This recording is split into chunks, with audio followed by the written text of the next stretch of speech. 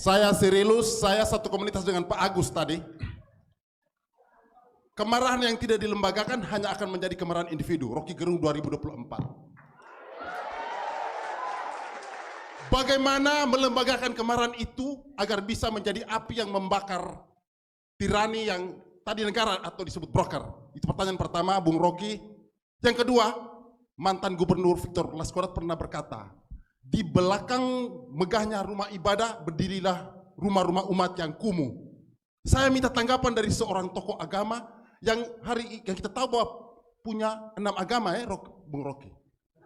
Minta tanggapannya tentang kalimat itu. Di belakang megahnya rumah ibadah berdirilah rumah-rumah kumuh. Bagaimana tanggapan Rocky Gerung sebagai tokoh segala umat? Terima kasih. Oke, terima kasih. Silakan Bang Rocky. Oke. Ya cari akal dulu ya. Pak Agus mana tadi Pak Agus? Oke.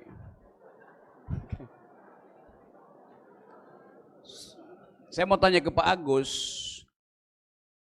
lebih pantas foto siapa yang taruh di atas? Itu atau ini?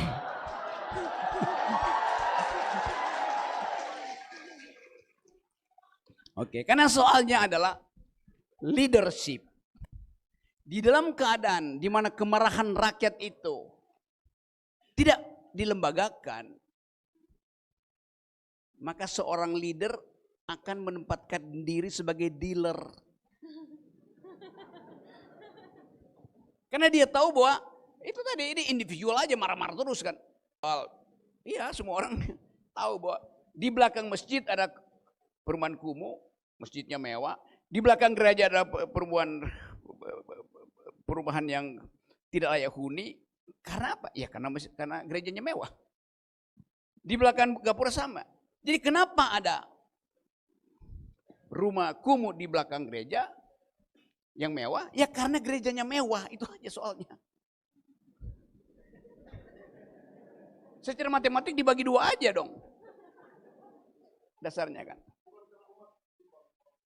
Iya, umat menyumbang karena dikondisikan yang musim mewah adalah gereja, bukan rumah umat.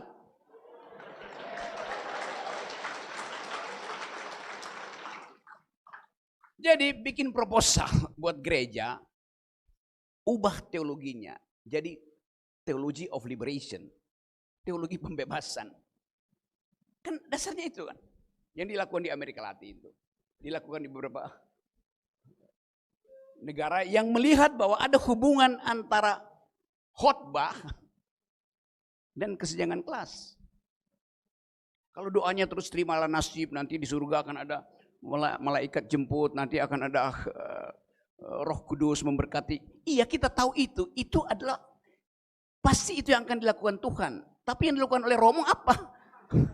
Dilakukan oleh pater apa? Dilakukan oleh ustadz apa? Kan itu pertanyaannya kan. Jadi saya mau terangkan itu kan ditanyakan ya.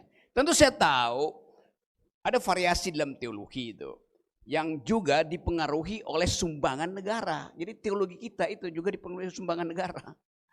Dalam bentuk infrastruktur atau apa itu dapat sumbangan dari negara, ya udah itu khotbahnya bisa berubah. Ucapan terima kasih pertama pada negara, bukan pada rakyat yang menunggu keadilan sosial, kan? Soal begitu. Jadi kita mau jujur mengatakan itu, bahwa ada mentalitas yang ditumbuhkan sengaja oleh negara supaya mudah dikendalikan. Itu soalnya. Jadi sekali lagi yang tadi sama aja tuh yang Anda tanyakan ya persis adalah kemarahan. Tapi saya hanya bisa terangkan keadaan paradigmatik itu.